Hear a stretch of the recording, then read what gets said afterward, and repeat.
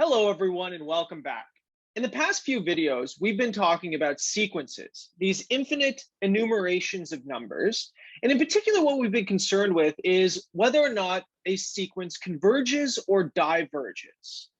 Now, it may feel like a lot of what we're talking about has completely come out of left field, right? Originally, we were talking about functions and integrals and some geometric and physical properties of these things. And now we've sort of switched over to talking about discrete sequences of real numbers. Now, in this video, we're going to make it clear why we're interested in sequences by starting to talk about infinite series. And as we progress through our discussion of infinite series, we're going to see how this gets us back around to talking about functions using what's known as, say, Taylor's theorem. Now, let's go ahead and take a look at what I would like to talk about today. The idea here is that we're given a sequence of real numbers. So imagine we have A1, A2, A3, A4, and this thing goes on forever. So this is a sequence. And what we are interested in is adding up elements of the sequence. So in particular, what we would like to do is make a new sequence from this, which is known as the partial sum sequence. So we have S for sum underscore n, which is representing adding up all the numbers in this sequence indexed from 1 to n. And the question is, what happens as we let n go to infinity? So if we start adding up infinitely many elements. Now, there are some of the ancient Greek philosophers, they used to think about this, such as Zeno, and they thought that you just couldn't add up infinitely many things in order to get a finite number. What we're going to talk about today is actually a solution to what's known as Zeno's paradox, and it shows us that you can add up infinitely many elements in order to get a finite number. For example, let's think about this one. Let's think about a sequence an, where you get this right here. So you are taking 1 over 2 to the power of n minus 1. So in this case, A1 would be 1, A2 would be 1/2, A3 would be 1/4, A4 would be 1/8, and so on and so forth. And actually, this is exactly the case that Zeno's paradox covered, right? Zeno's paradox was that if you're going to go from point A to B, you first have to get halfway there. Then you have to get halfway between halfway and the final piece. And then you have to get halfway of that distance, and halfway of that distance, and halfway of that distance, and so on and so forth. And so you can see that a partial sum would be first adding up, if you're, say, traveling from 0 to 2 on the real number line. First, you're going a distance of 1. That's going half the distance. Then you're going a distance of 1/2. That's half the distance of 1 to 2. And then you're going half the distance of the distance from 3/2 to 2. So that's 1/4, and so on and so forth. And Zeno's paradox was that if you always need to keep making it halfway, how can you ever get there? Well, the solution to this we now know is that if you add up this sequence, it converges. It gives you a finite number. So let's actually take a look at how we can understand this. We're going to look at this very loosely, but then we can come back to this with the methods at the end of the lecture in order to see exactly why this works. So let's make a little table. So n here. Then let's compute Sn, so the partial sum here. And then let's figure out what the value of this is going to be. So let's say for n equal to 1, so S1 is equal to just 1, because it's just equal to A1. And of course, so the value of this is just 1. That's not very exciting. But the second, we get S2 is equal to 1 plus 1/2. You add up the first two numbers in the sequence. And in this case, you get 3/2. Now, similarly, S3 is adding up the first three numbers. So 1 plus 1/2 plus a quarter, sorry. And in this case, you can see that you get 7/4. And you can keep doing this all the way down. I just want to start by using these illustrations with small numbers so we can see what we're talking about. Now, if you think of Zeno's paradox idea here, you want to travel from 0 to 2, and each one of these partial sums is representing getting halfway to the distance that's left over from the previous partial sum. So let's say distance from 2 here. So the distance from 2, well, 1 is a distance 1 from 2. So let's do 2 minus 1. So 2 is where we want to get to. 1 is how far we've gone. And then we have 2 minus 3/2, which is equal to 1/2. So that's how far we have left to go at the end here. And then finally, or for the next one, 2 minus 7/4 here, this is 1/4. And you would guess that in general, 2 minus Sn is equal to 1/2 to the n minus 1. But what do we know about this? Well, we know that as a sequence on its own, that thing goes to 0 as n goes to infinity. So we expect, maybe we should put this in quotations, we expect that these partial sums go to 2 as n goes to infinity. That's sort of the expectation here. That tells us that if we do this, if we get halfway to the distance every single time here, we should expect ourselves, if we do this infinitely many times, to actually get to where we wanted to go. Now, let me give you a definition here. This is going to be our mathematical, our operational definition for how we talk about these sequences and partial sums. And then we'll see how we can actually solve this using precise mathematical language. So here's a definition. So we're going to say, given a sequence which will be an of real numbers, and an expression of the form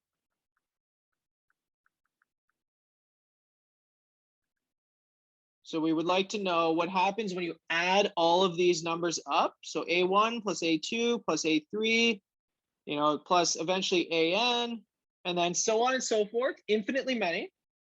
This is called an infinite series. Let's put this in red so that we can emphasize it. This is an infinite series. So it's infinite because there are infinitely many numbers being summed up in this. This series represents the fact that it's a sum. So the number an is the, now we call this the nth term. So nth term of the series.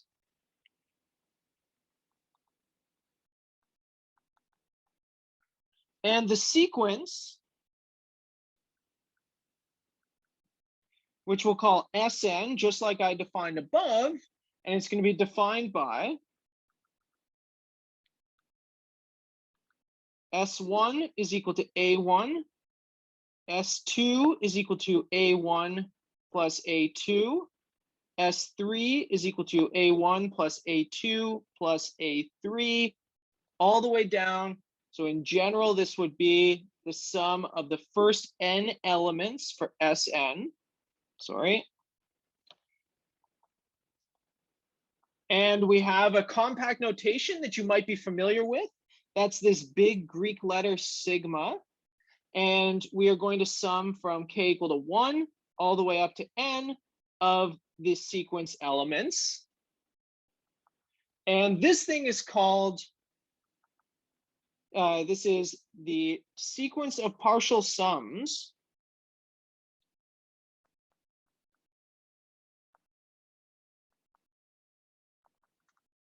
So a sequence of partial sums of the series. And it's partial because this is an infinite sequence and none of these actually has infinitely many terms, right? Every single partial sum, Sn, is only summing up n elements. And so we say the number, right? These are just numbers, it's a sum. The number Sn is we call this the nth partial sum.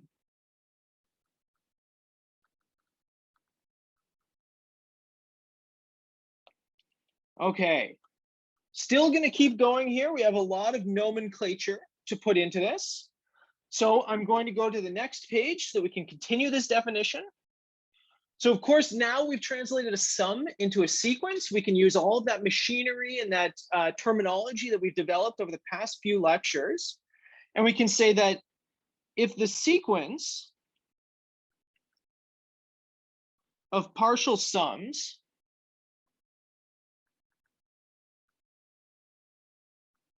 converges to L, so we know what it means for a sequence to converge. We've talked about this already. We say the series converges. So again, let's put this in red just so it's emphasized. This converges. And its sum, so since we're talking about a summation, we can say that the sum of these infinitely many elements is some number L. In this case,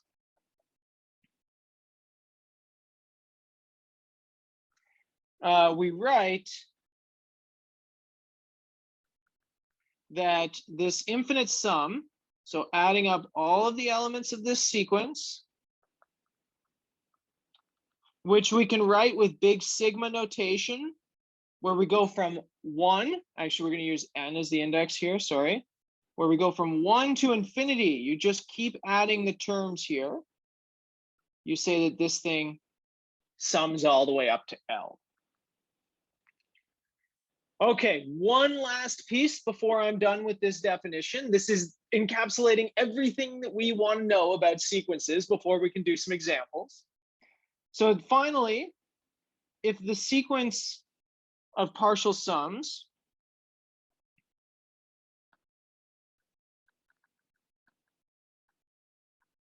does not converge,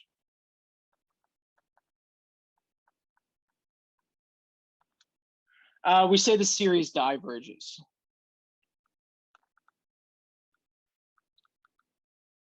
And we'll put that one in red too. Okay, so that's a lot to digest right off the bat, right? But the idea here is really not that complicated, right? I give you a sequence, okay? We've worked with sequences before. We can work with sequences. And now I just sort of tell you to start adding up the first few terms of this thing. And then you can make some observations, right? You can define these partial sums. And you can ask yourself, now with this new sequence, Sn, does it converge or not, right? This is a question that we could answer, at least in theory, based on the previous lectures. So this is within our wheelhouse right now. But now, because these partial sums represent, summing up elements of the sequence, if this thing actually converges, you're sort of saying that if you add infinitely many terms, all of the elements of the original sequence an together, you get a finite number. Just like what we saw with the example here, where if I add these powers of 2 or these powers of 1/2 together, eventually it looks like I'm going to converge to 2. That's the Zeno's paradox aspect of this. And this example right here is a specific example of extremely well-studied and important series, which we will talk about for now, which are called geometric series. So geometric series. So this is going to be our first introduction to an infinite series. Now let's say a geometric series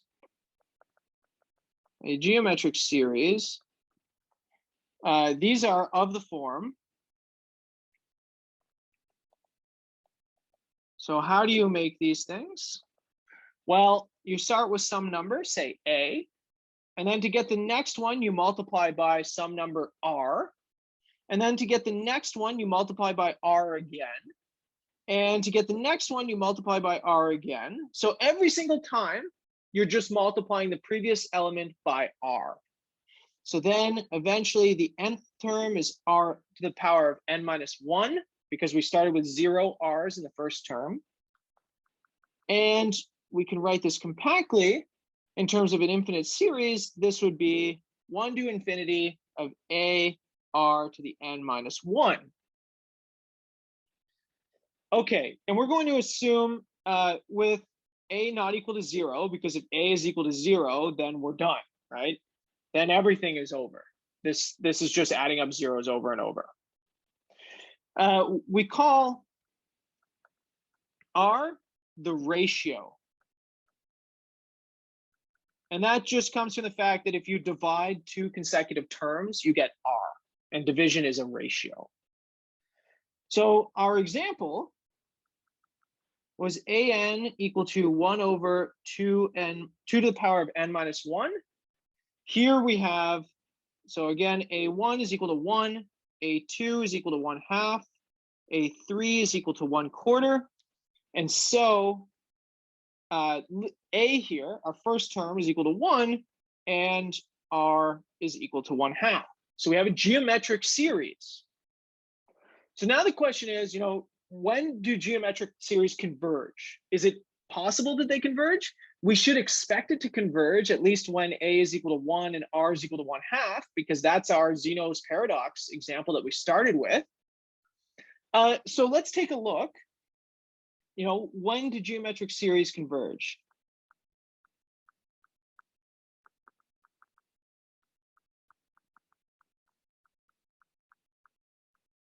Well, here's what we're going to do. We are going to figure out an expression for the nth partial sum. So here we have Sn. Remember, this is a plus ar plus ar squared all the way up to the nth term, which is a to the rn minus 1. And what I'm going to do is I'm going to multiply by r. So I get r times Sn is ar plus ar squared plus ar cubed plus ... a r to the n. So maybe I'll put a little note in green. This is just multiply by r. So all I did was took the expression at the top of that thing, multiplied left and right side by r. Now I can subtract both of these things. So I get Sn from the first line, subtract r times Sn from the second line. And what you can see is, maybe I'll put this in blue, these two terms are going to cancel each other out. These two terms will cancel each other out. The cubic term is in there, that will cancel itself out. And the n minus first term is in there, that will cancel it out. The only thing you're going to be left with is the first and last term. So the first term a, and then the last term in the second expression. Okay, now what we can do is we can factor out Sn from the left, and we can factor out a from the right. And so now we can isolate for Sn. So the partial sums as their own sequence have an exact form. You give me an r and an a, and I can tell you what happens when you add up the first n numbers. And of course, this is assuming r does not equal to 1. We'll talk about the case where r is equal to 1 at the end. But of course, I need to be able to divide by 1 minus r. So I have to be careful here. Okay, so let's take a look at this. There's only one term here that depends on n. So maybe if I circle it, it might be more clear. That thing depends on n. So let's think about this for a second. If r is between -1 and 1, If you take numbers between -1 and 1, and you take powers of those things, so you square it, you cube it, you take it to the 10th power, the 100th power, whatever it is, those numbers get smaller and they get closer to 0. So this tells me that r to the n goes to 0 as n goes to infinity. But so from our properties, therefore, this tells us that Sn, which we just said was 1 minus r to the n, divided by 1 minus r, this is going to converge to, well, the r to the n is going to disappear here. And this leaves me with a divided by 1 minus r. And that tells me the exact value of the series, the infinite series. So hence, the infinite series, starting from 1 to infinity of a to the r n minus 1, this is equal to a over 1 minus r when, the absolute value of r is less than 1. So that's the same as saying r is between -1 and 1. So I'm just going to write it compactly in this case with the absolute value. Okay, so if the absolute value of r is bigger than 1, what happens here? Well, in this case, Rn goes to infinity.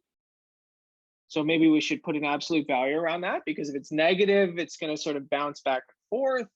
But what happens here is that maybe we should just say it properly. Rn diverges. So for example, if r was 2, then r squared is 4, r to the 3 is 8, r to the 4 is 16, right? That thing is just getting huge. It's not converging anywhere. It's going off to infinity. And so Sn diverges, and therefore the series diverges.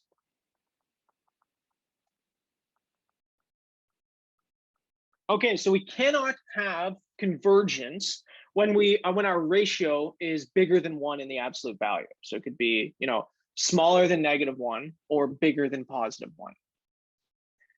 Okay, so what about case r is equal to 1? Well, in this case, Sn is equal to a plus a times 1 plus a times 1 squared plus ... a times 1 to the power of n minus 1.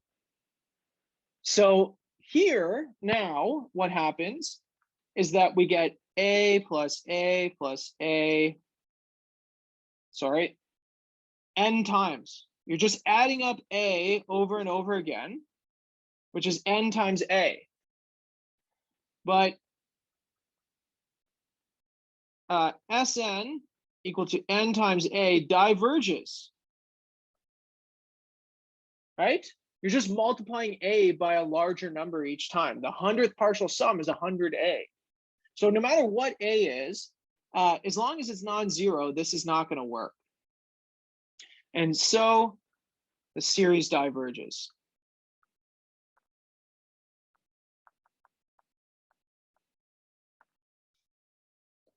Okay, so then the last case, right? I've done every single number on the line except for r equal to -1.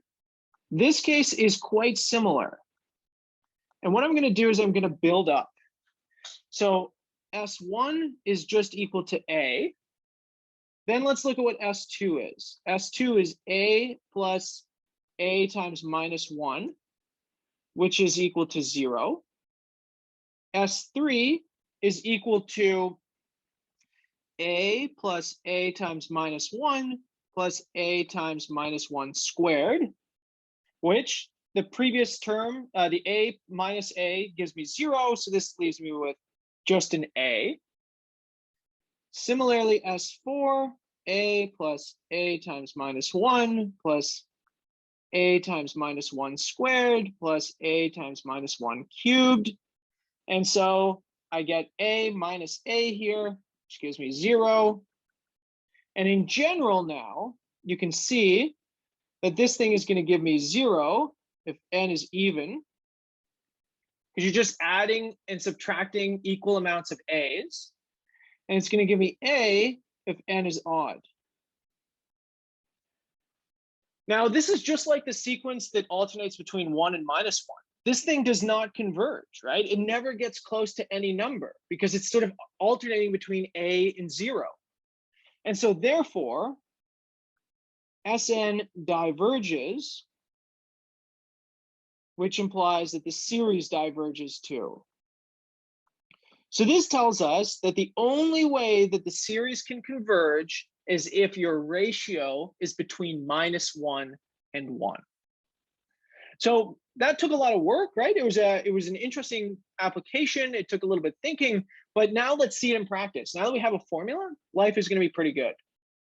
So let's check this out. Example. So the first one here, let's say the geometric series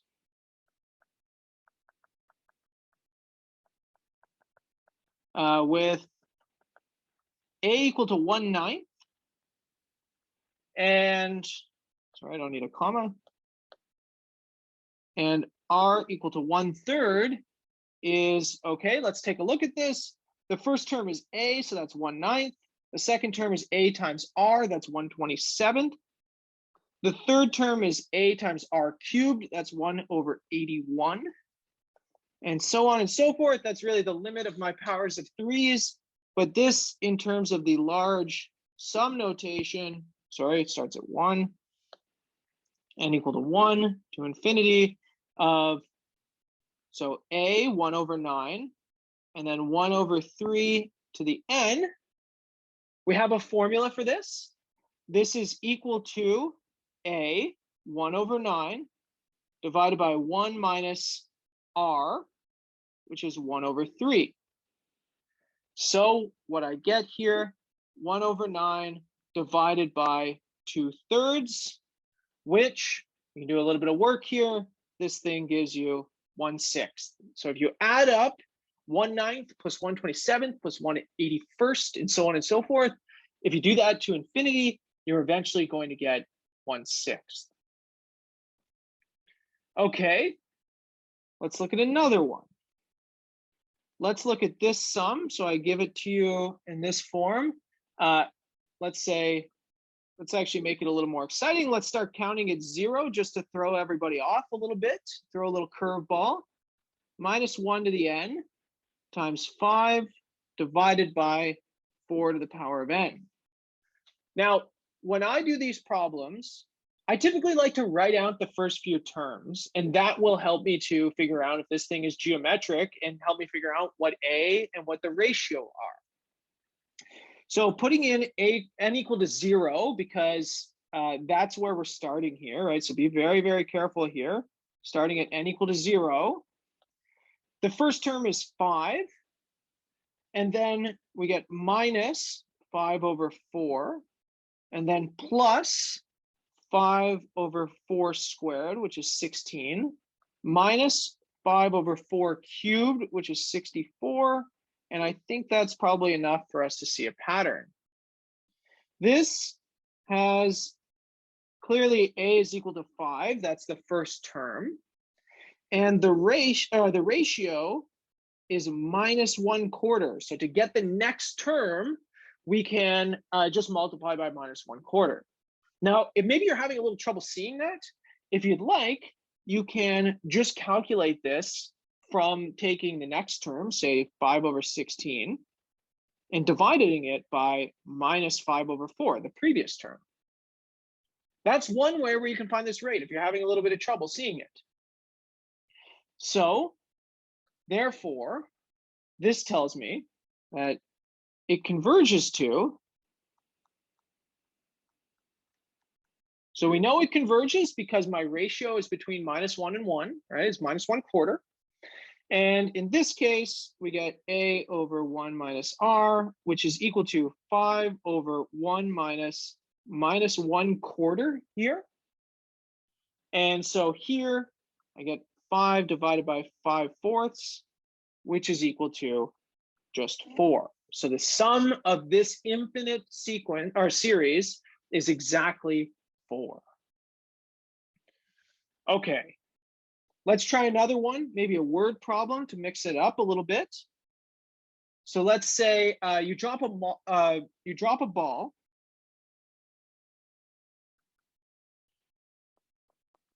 from, let's say, a greater than 0 meters above a flat surface.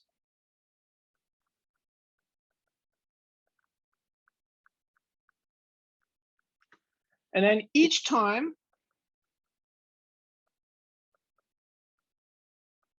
the ball hits the surface,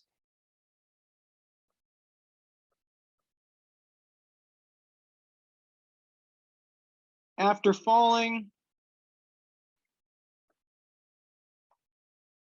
a distance h, which stands for height in our case, it rebounds a distance rh.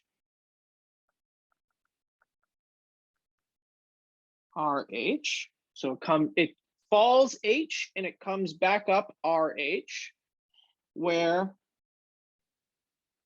where the ratio r is going to be positive, and it's going to be less than 1. So it's never going to bounce back up to where it started. Of course, this is what you see when you actually drop a ball, right? So find the total distance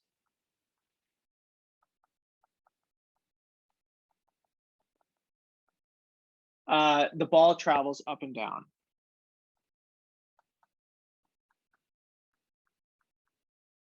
Up and down.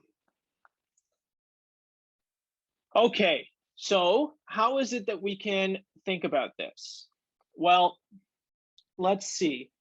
We have initially, or let's look at what our sum should be. Initially, we fall a distance of a. That's the first drop. And then what happens is it bounces up a times r. So this is initial drop at a, and then comes up a times r. Then it falls from distance. So maybe I'll write underneath first drop. Then it starts at distance a times r in the air and drops, hits the ground, and comes back up a times r squared. So this is second bounce.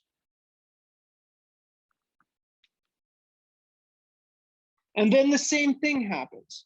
You start by sort of dropping from ar squared up in the air.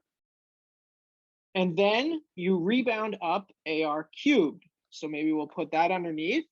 Say this is third bounce. And so I think you get the idea here. ...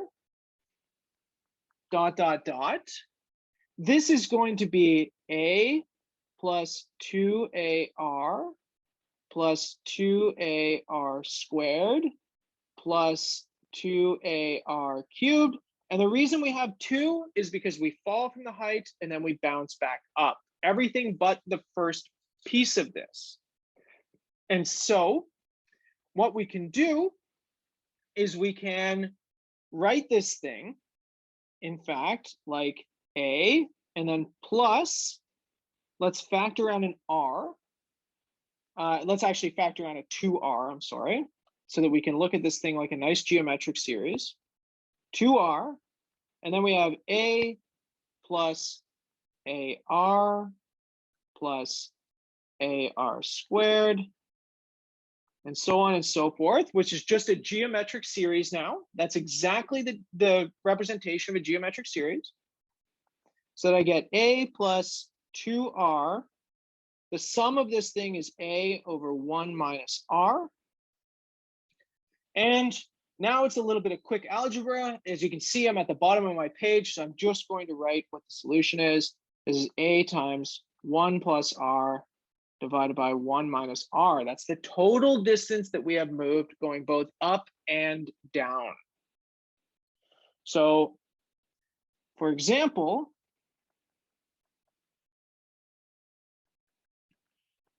if A is equal to 6 and R is equal to, say, 2/3, so every time you bounce up to 2/3 what you started with, the distance is, well, in this case, it's going to be 6 times 1 plus 2/3 divided by 1 minus 2/3. And so here we get 6 and then times 5/3 divided by 1/3.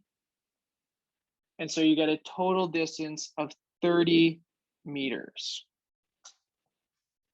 So it just takes a little bit of work to get it into the form of a geometric series, but nonetheless, you can get it there. Okay, let me give you another example. This is kind of a fun one. This is example number 4. So in this case, let's look at this. Let's express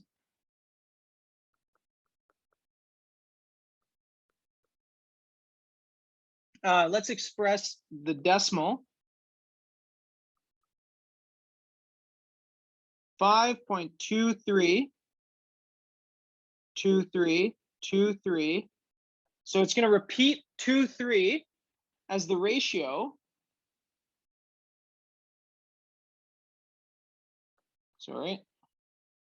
As the ratio of 2 integers.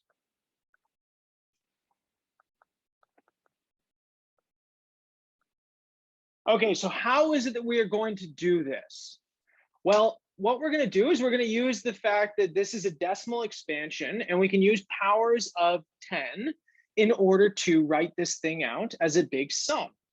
So that tells us that 5.232323, so on and so forth. This can be written as clearly 5, the original decimal, plus 23 over 100. So that's the first 23 here. Maybe we can draw a little arrow. So that's that piece right there. And then the next one is 23 over 100 squared. That's going to move you 4 decimal places back. So that is this piece right here. And then the next one is going to be 23 over 100 to the power, of 3. You're going to go 6 decimal places in. And I'm not going to draw the arrows because it'll make it a little messy here. But now what you can see is that this actually becomes a proper geometric series, just like the last example. Let's go with 5. Let's factor out a 23 over 100 here. And this leaves me with 1 plus 23 over 100 plus 23 over 100 squared, ... And so now maybe we can put a little note of this off to the side. A is equal to 1. R is equal to 23 over 100. That's only inside of the brackets because that's the only part of this that has a proper infinite series. And so we can use our formula 5 plus 23 over 100. Now the sum of this series is 1 minus, oh, sorry, I made a mistake here. There shouldn't be any more 23s. I factored out the 23. This leaves me with 1 up here, pardon me. And my ratio is 1 over 100. So now my sum is 1 over 1 minus 100, which is 1 over 0.99, which is the same as 99 over 100. So this becomes 5 plus,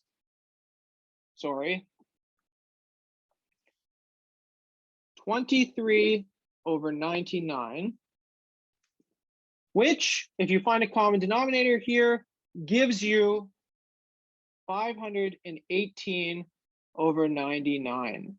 So this is one way to show that you have a rational number, right? If you remember what a rational number is, it's the ratio of two integers. So one thing that we know about rational numbers is that they have repeating decimals. So what we did using this geometric series is show that these repeating decimals of 23 over and over and over again can be turned into a geometric series, and we can express this thing as the ratio of two integers. Okay, so we've talked a lot about geometric series. Now let's look at another type of series. And in this case, it's going to be called a telescoping series. So we have telescoping,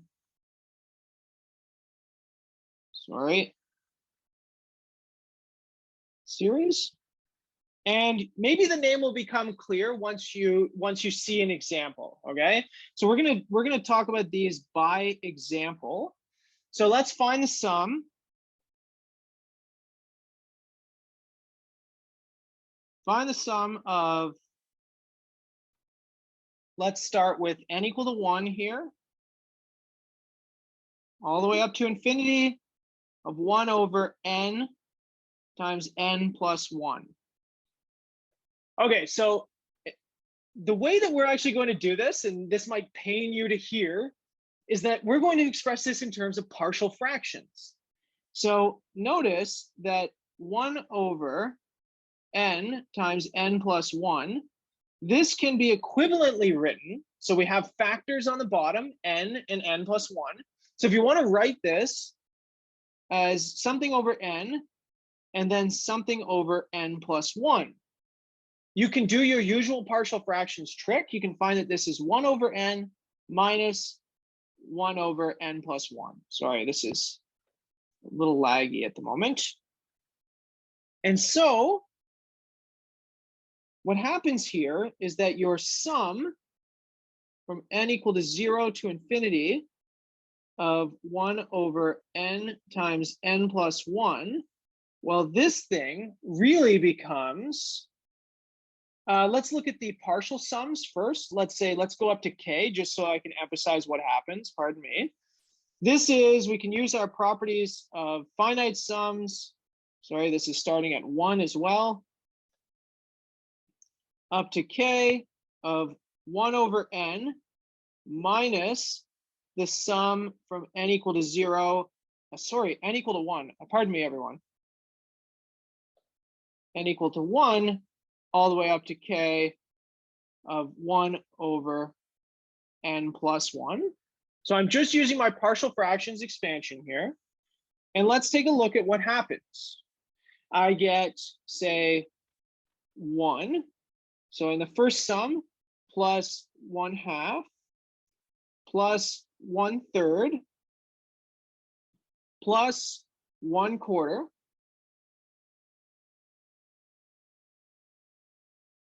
plus, let's say, all the way up to 1 over k.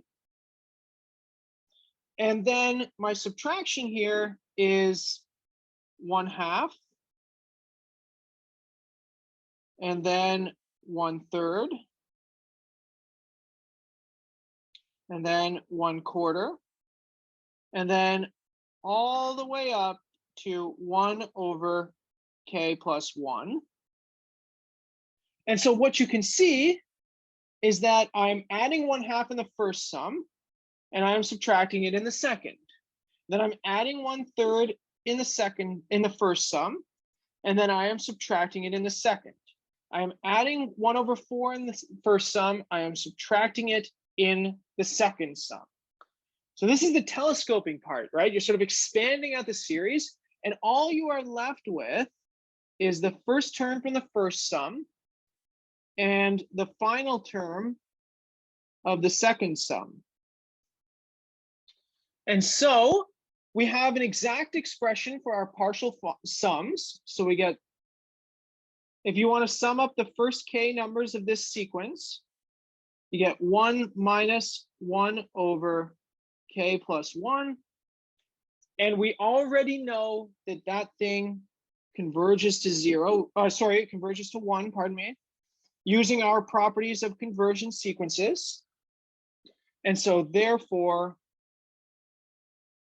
we would say that this infinite sum, starting from 1 to infinity, of 1 over n times n plus 1 is equal to 1.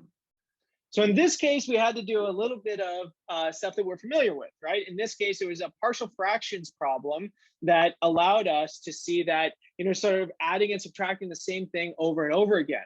But the real trick here is doing that partial fractions. Because if you just try to write out the terms of this sequence, it becomes a very, very difficult task because you will not see this sort of canceling property. You might, if you look long enough or hard enough, it might look like it's converging to 1, but you still don't really have a proof as to how you can get there. Okay, so what we'll wrap this lecture up with is how we can tell if a series diverges. So I'm not going to talk about how we can tell if a series converges and what it might converge to. That'll be the subject of the following lectures. But what I'm going to give you is a quick and easy tool to immediately rule out series by telling if they diverge. So this is going to be tests for divergence. And let me start by giving you an example so we can see where this comes from. So for example, imagine I have the following sum. I take the sum from n equal 1 to infinity of n plus 1 over n. So let's write down a few of these terms just so we can get a feel for what will happen. The first term is 2 over 1. Second term is 3 over 2. Third term is 4 over 3. And so on and so forth. So eventually you're going to add up n over n, n plus 1 over n, and you're going to keep going. But what happens here? Well, essentially, everything is bigger than 1, right? This sort of tells you that this is going to be bigger than 1 plus 1 plus 1 plus 1 all the time. Every single number in there, n plus 1 is always larger than n. That tells you this fraction is bigger than 1. But this is sort of informally equal to infinity.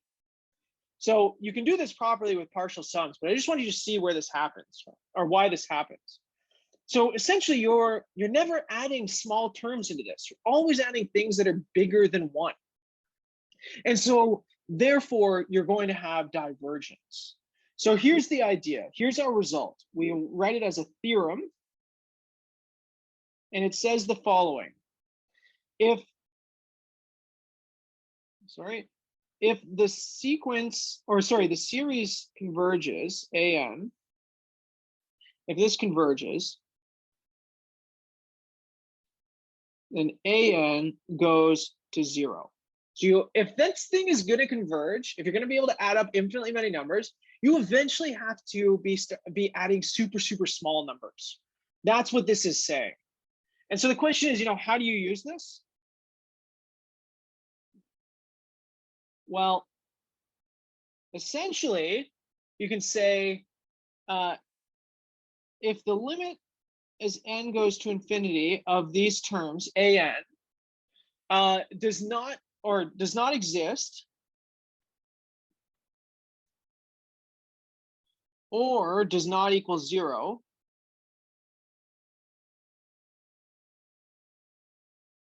then this thing is going to diverge, this series.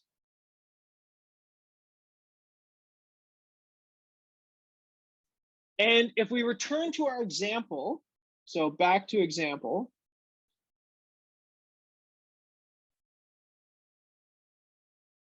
here's what we have. We have that an is equal to n plus 1 over n, while this thing converges to 1 as n goes to infinity. So from our theorem and from our how to use this, this tells us that the sum of n equal 1 to infinity of n plus 1 over n diverges.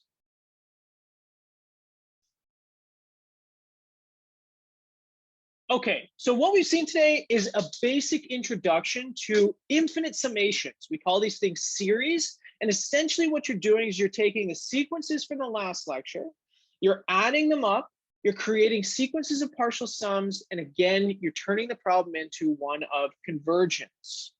Now, what we talked about were geometric series. These are series where the previous term multiplied by some ratio r gives you the next term. We saw that those things converge as long as r is between -1 and 1. Then we talked about telescoping series, which brought in partial fractions, everybody's favorite. And then what we closed with today is simple tests for divergence. So immediately how you can just rule out using basic calculus whether or not, or whether you can say that that infinite sum doesn't exist. It's a divergent series. As I mentioned, what we're going to talk about in the lectures that follow this are ways when we can tell if a series actually converges. So there's a number of different tests, and that's what we're going to start talking about in the lectures that follow.